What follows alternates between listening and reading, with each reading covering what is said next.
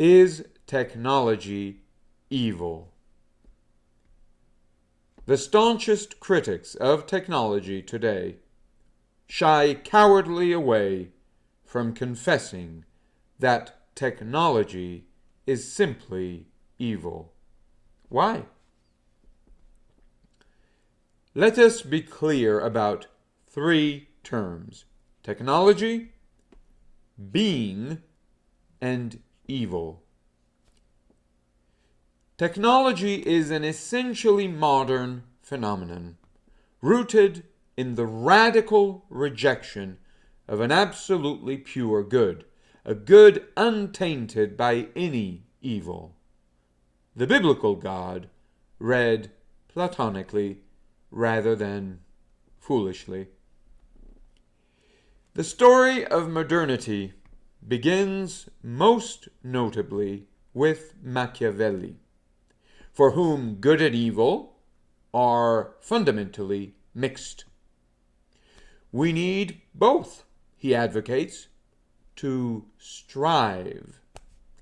Our striving is not purely good, but it points, if only tacitly, to the establishment of a new good, a brave new world, involving new ways and orders, as Machiavelli called them, a world that feeds off of the mixing of good and evil, or of the corruption of all goodness.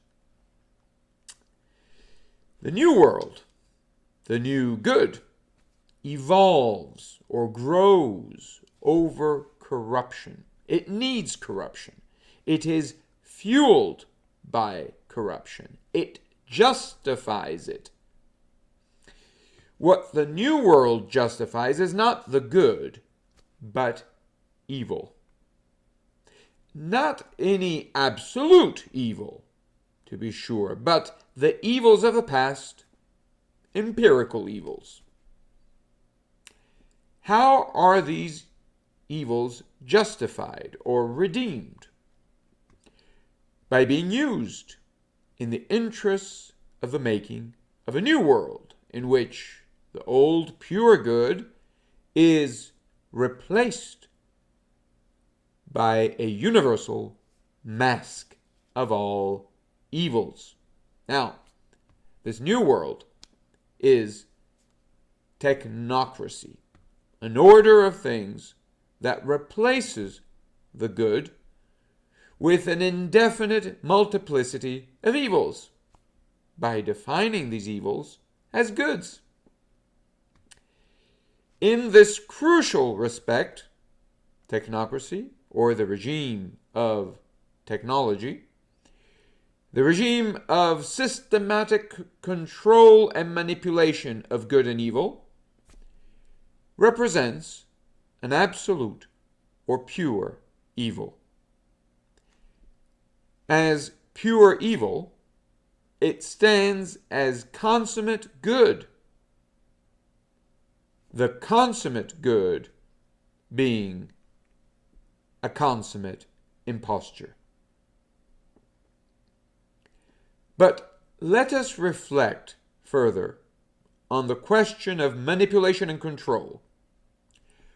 Beneath the thin veil of propaganda, insisting that technology shall set us free, technology is a system of hegemony founded on the conversion of political life and order of human beings, considered collectively or as a mass, into a chaos to be managed through fueling and channeling. Chaos, or the mixture of good and evil, is necessary for the establishment of a world in which the threat of evil is neutralized, or where evil is used relentlessly and progressively to create a supposed good. Evil must be made useful. Our very earthly passions must be fueled so that they may be channeled and so controlled in the interests of a machine managing our passions, cut off or alienated from any pure good. The machine, so to speak, frees our passions from the pure good by way of tying them to what ultimately stands as a pure evil. Now let us turn to the term being, entailed by the proposition that technology is evil. In this case, being pertains to a pure or essential necessity. While our technological upbringing drives us to reject any pure being, it does so by imposing its rejection as absolutely necessary. Technology imposes a negative being as consummate necessity. To be always now yields to always becoming, or falling short of being. Technology rejects any talk of eternal being. It opposes any disclosure of technology's own essence, so it hides. Hence the difficulty we are likely to encounter in appreciating any such discourse.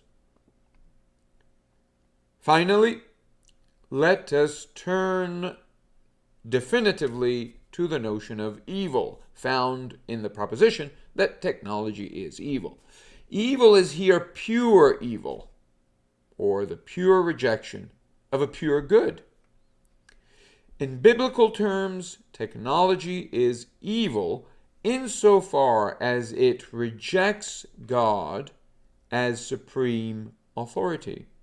Of course, technology welcomes an indefinite multiplicity of ways to speak about God. What it rejects is the authority of a pure good in our everyday life. The human being is not to be conceived as rooted in a pure good, but in chaos, a mixture of good and evil, that technology alone is fit to manage, given the absence of any pure good.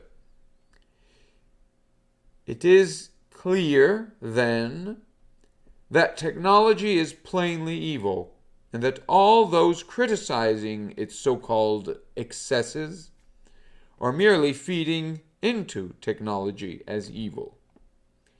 The fact that technology as evil may be used against itself does not contradict the tenet that technology is evil.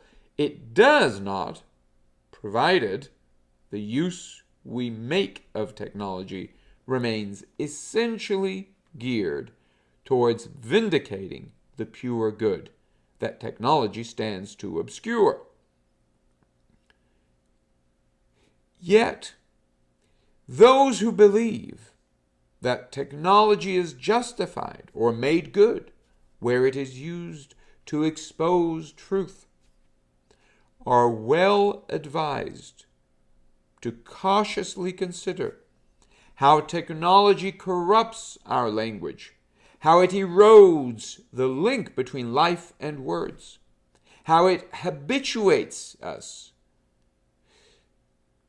into using words indiscriminately as value-free or morally indifferent fuel for the machine, rather than caring for words as mirrors of a truth transcending the machine.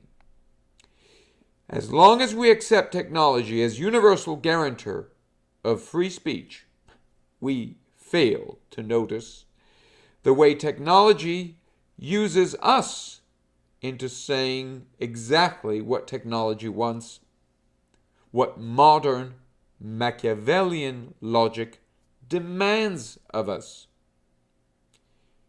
Freedom from that logic, from technology as the modern progressive hegemony of a machine posturing as terminal replacement of a biblical God, will define us as long as we do not open ourselves poetically to an absolutely pure good, presupposed by or underlying eternally any ordinary conflict between good and evil.